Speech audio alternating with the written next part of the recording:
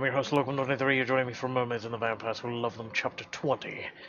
You and Pierce wait in the common room for Shelley to return. He strokes the top of your hand, the thumb. Though the reassuring rhythm feels like magic, you can't enjoy the sensation without knowing that you have to tell Shelley. Finally, the doorknob rattles. Shelley! You and Pierce leap to your feet. You want to throw your arms around her, but stop yourself, because unlike most Murs, Shelley isn't a hugger. Shelley's voice is as bland as bleached coral. Hi, Waverly. Pierce? Ah, hello, Shelley. I'm back. But how? Just couldn't stay away. He looks at you, his blue eyes as dark as the surface of a moonless sea. You squeeze his hand and turn back to Shelley. I'm so sorry. It's hard to talk with a barnacle-sized lump in your throat. I failed. I couldn't save your mom or the other Murs. She tugs the hair on the top of her head so hard you worry she's going to pull it out. I had no idea there were alarms and security guards in the dungeon. You could have been killed. They didn't want to kill me. They wanted to... You grimace at the memory of the Letristructor. God, that name. Shelley asks her next question in a minnowy voice. Do you know if my mom is okay? The color drains from Shelley's rainbow eyes as she sees the flash of anguish pass over your face. You don't know what to say about the fact that once you were in the lab, you no longer heard your mom. But whatever I decide, she should be sitting down. You release Pierce, who is for some reason rubbing the spot on his hand where you've left tiny half-moon imprints of your fingerprints. Then grasp Shelley's hand and lead her to the sofa. Once you're all seated, you figure out the best way to answer Shelley. I tell Shelley the truth. Shelley, I did talk to your mom. You bite your lip, searching for the right words. For some reason, when I was really close to her, she stopped communicating. I don't know why, but it's probably nothing. Shelley's shoulders sag. Did you give her my message? Yes. She says she loves you too. I promise we're going to get to them out. Shelley nods. How did the crew do after eating the ambrosia cupcakes? Shelley manages a small smile. They were well rested. Unfortunately, you have more bad news for her. There's some things you need to know. I know exactly what Darkin's is doing, and it's bad. We have to stop him, or he could end up killing thousands of humans. What's going on?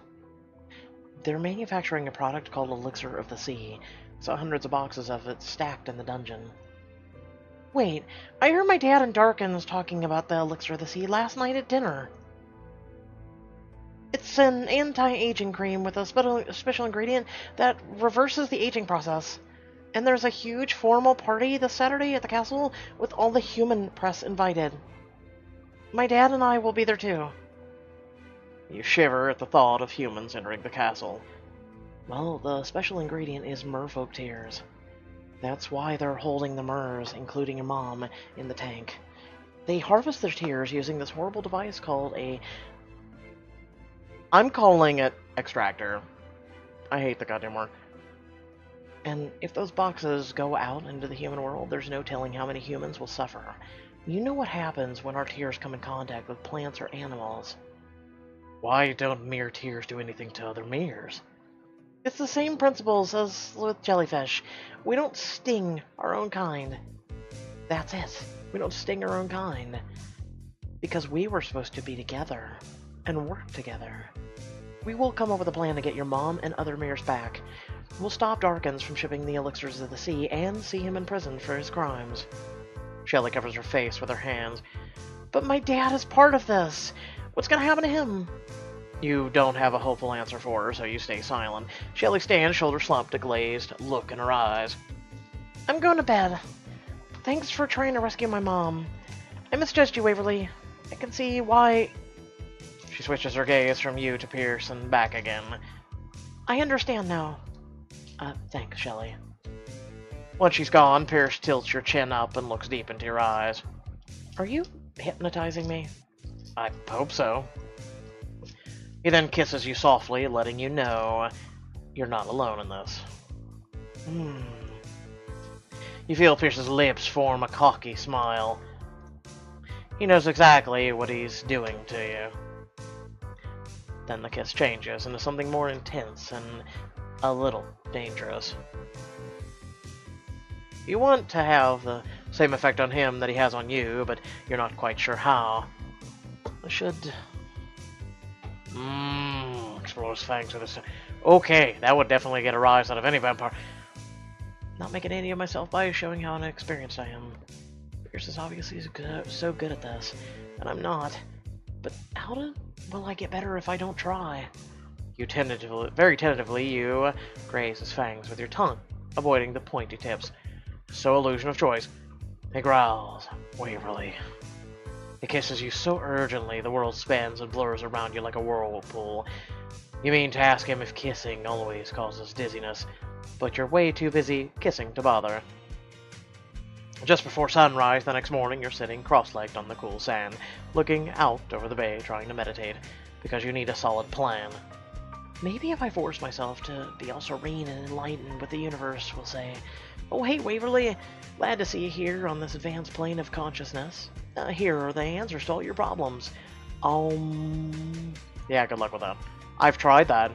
No, the universe doesn't give you shit except for peace. But no, the universe is absolutely no help today.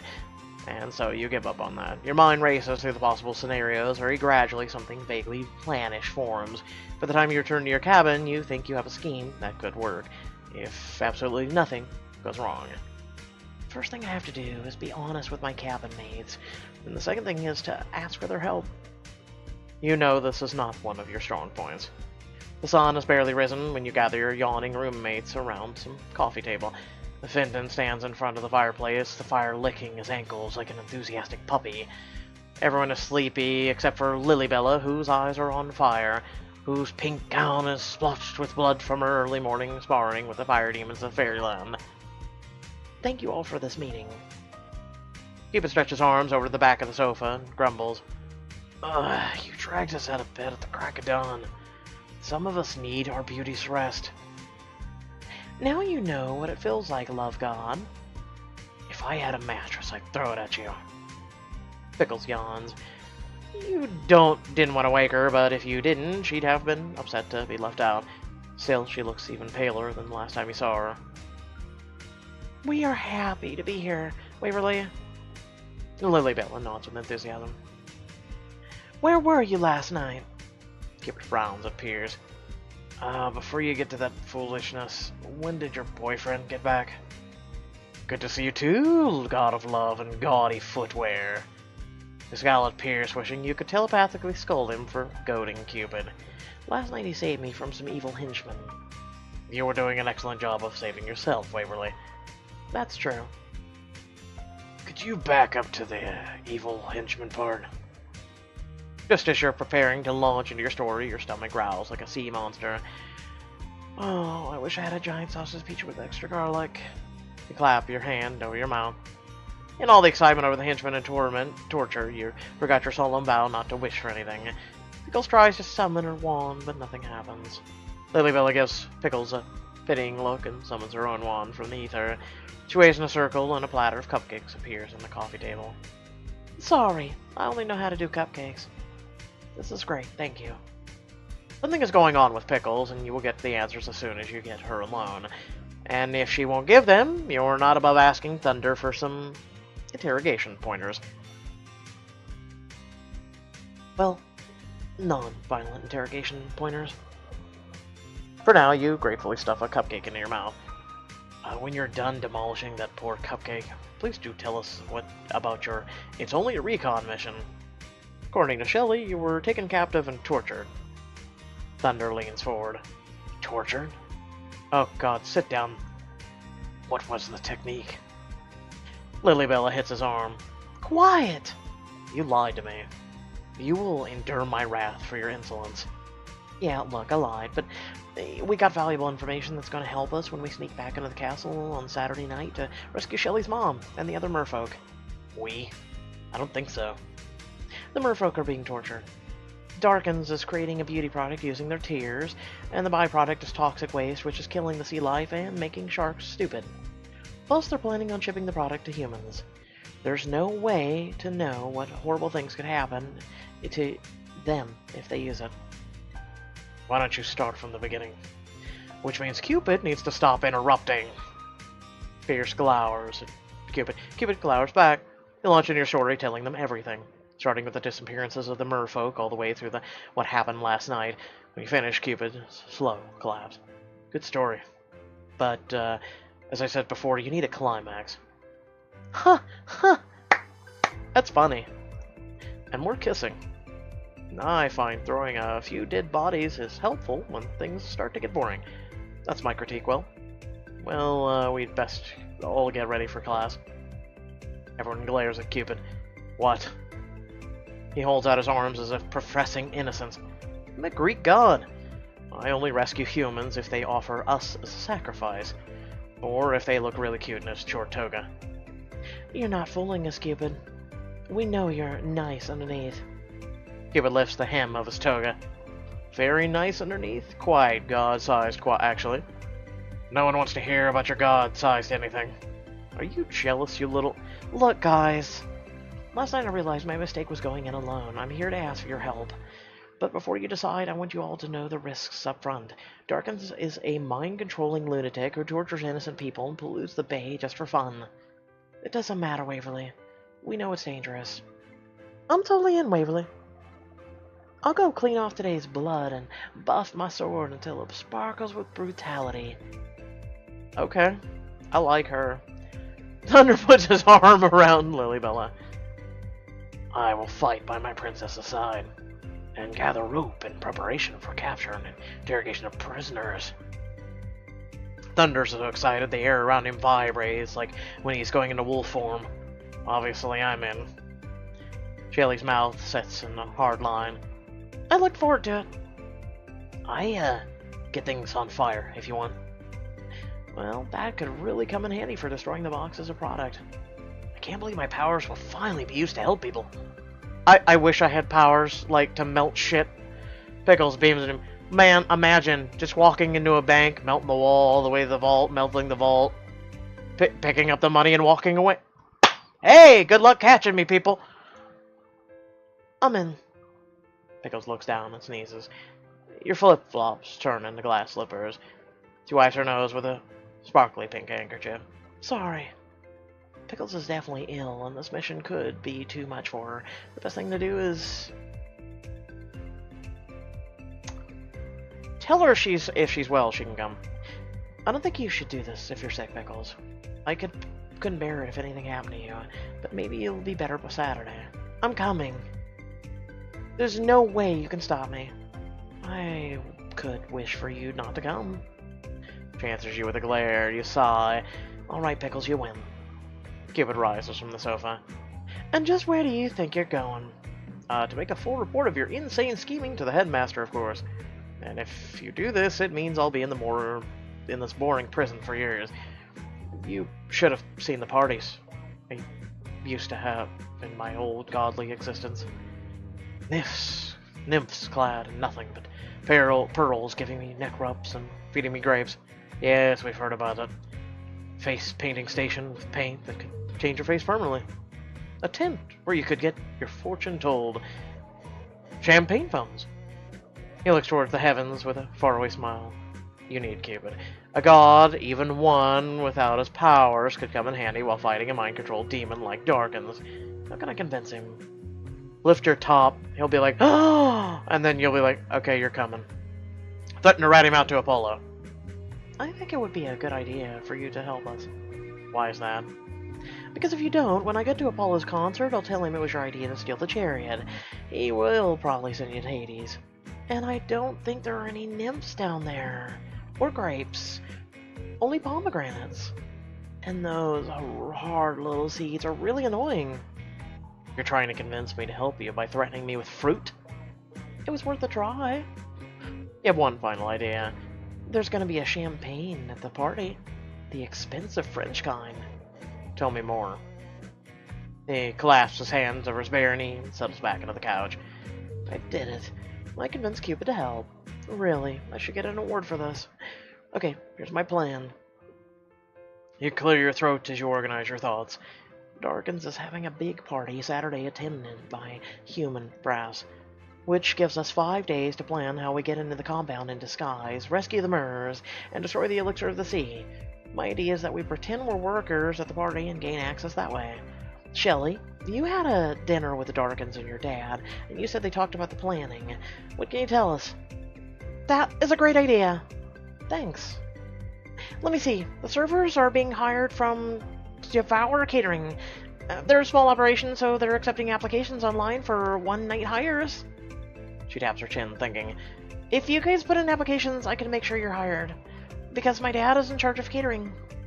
There's a county library not far from here. They'll have a computer.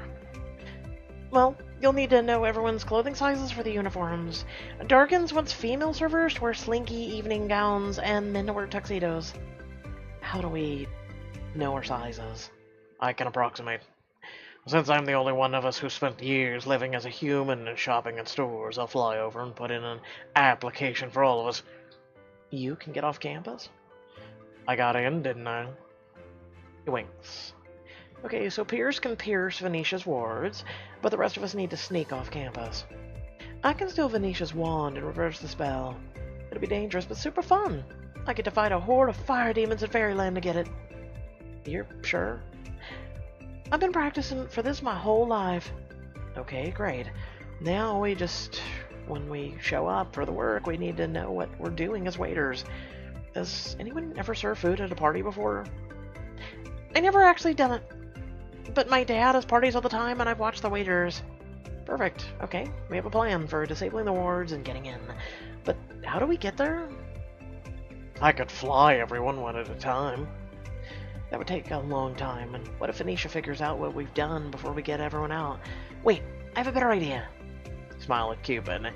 It takes him only a beat to realize what your idea is. The chariot with horses. No. No way. No, no, no, no, no, no, no, no, no, no. Come on, Uncle Apollo will hardly miss it. I can not risking impalement in Hades for anyone. With all the beseeching you've had to do already to gain Cupid's cooperation, you're running him thin on ideas. There has to be a way. Lift top. He's an idiot. I mean, he'd be like, oh, booby. You mine the inside your brain looking for the best way to manipulate a great god without getting smoted. I decide to blackmail. You should probably just do this. This is a lame argument. It's not an argument. I'm blackmailing you. I am impervious to blackmail. Oh yeah. How would you like everyone here to know about the statues your mom uses to decorate her garden? You wouldn't. I'd like to hear more about these statues. Cupid grits his teeth. You win this time, mermaid. You wonder if it's possible to get the team to work together if Pierce and Cupid are always at each other's supernatural throws. Okay, next, I'm 99% sure capturing Mers are located behind a metal door in the lab that has no knob or keypad. We need to get through that door. If only one could have a metal disintegrating laser eyes. That's it! What? What did I say? Metal disintegrating. I know where to find something that totally melts metal. Yeah, Fenton. Leave it to me. Alright, everyone. Let's figure the rest out and get to class in time. One thing is for sure, we don't want to do anything suspicious between now and Monday. Or Saturday, sorry. Unfortunately, I'm begrudgingly, think about it, we're only a couple days from Monday, and I'm like, oh god. The week starts all over. You go over more of the details. Like how to disguise a chariot so people don't question their sanity. Apparently to humans it looks like a Lamborghini Gallardo. The layout of the castle, the glamours, how to keep the humans out of danger, an exit strategy, the best way to smuggle weapons inside a fortress dungeon while wearing an evening gown. Plus there's one important thing you accidentally forgot to tell Pierce about the rescue plan because, hey, I'm not that stupid. What? You're stupid to leave it out at the very end. Without further ado, I hope y'all did enjoy. Make sure to like, share, and subscribe. Head down to the description below, links to social media or Discord, and a few links to support me and my content. Let me know in the bottom. or comment section, bottom, whatever, what you guys think. What you guys think will happen. Will the plan go according to plan? Will this be short, sweet, and simple? Hey, I don't know. Let me know also if I did a good job. It's much appreciated. Pretty much without you guys, I'm no one. So, without further ado, I will catch you guys in the next video. Peace.